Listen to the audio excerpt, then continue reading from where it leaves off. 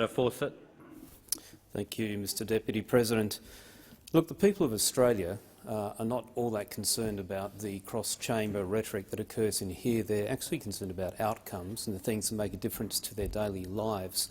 And what they're seeing at the moment is headlines in the Adelaide Advertiser that was saying that power prices will increase by some 35% over next year.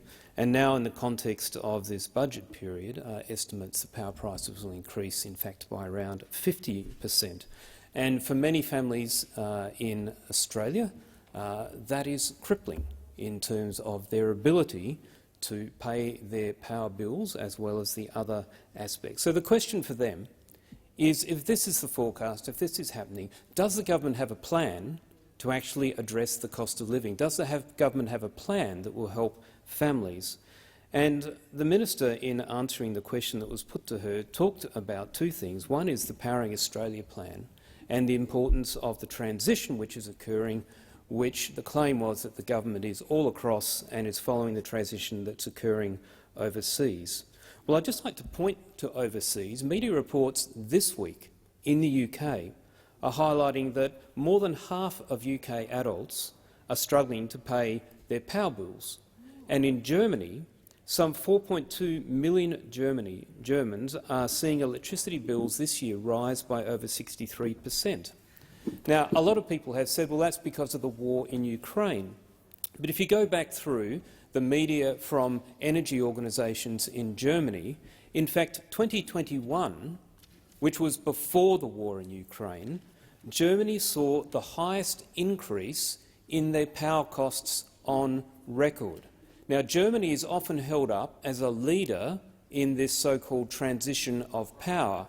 And if Powering Australia's plan is following Germany's lead, then it's not a good outlook for Australian people. South Australia is also sometimes held up as an example in terms of the penetration of variable renewable power.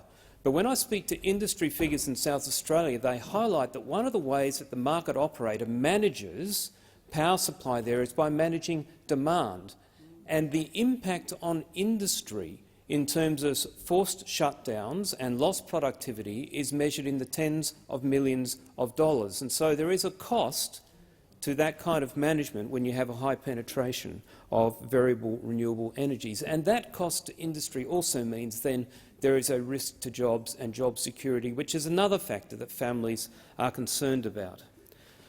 The key point that Australians need to understand is that the science of climate change and the narrative and the rhetoric that has led to the commitment towards net zero and the Powering Australia plan is not actually representing the latest science.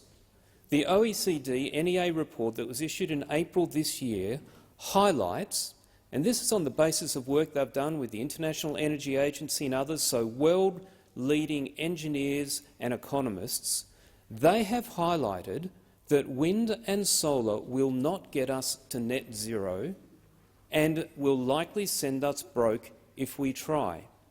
And as they work through all the systems costs, they come to the same conclusion that the IPCC and others have come to in all of the various scenarios that they model, that if the world wants to get to net zero, then as you start constraining emissions, you reach an inflection point where the cost of firming starts to go exponential. And that's what we're seeing in Europe. That's what we are starting to see in Australia. And the answer that the IPCC and the OECD and the IEA have come to is to point to the fact that as they look around the IEA member nations, the lowest cost of power, considering not only levelised cost but systems cost, is long-run nuclear power. And even for new-build nuclear power, when you look at systems costs, it is the cheapest form of power. So there is an answer to getting to net zero while still having affordable, reliable power. But what it requires is for people to say wind and solar have a place, but it is not the answer. There is a need for firming with a clean, reliable source, And the best engineering and economists in the world tell us that the cheapest and most affordable way to achieve that is to remove the prohibition we have on nuclear power and to invest in Australia's future.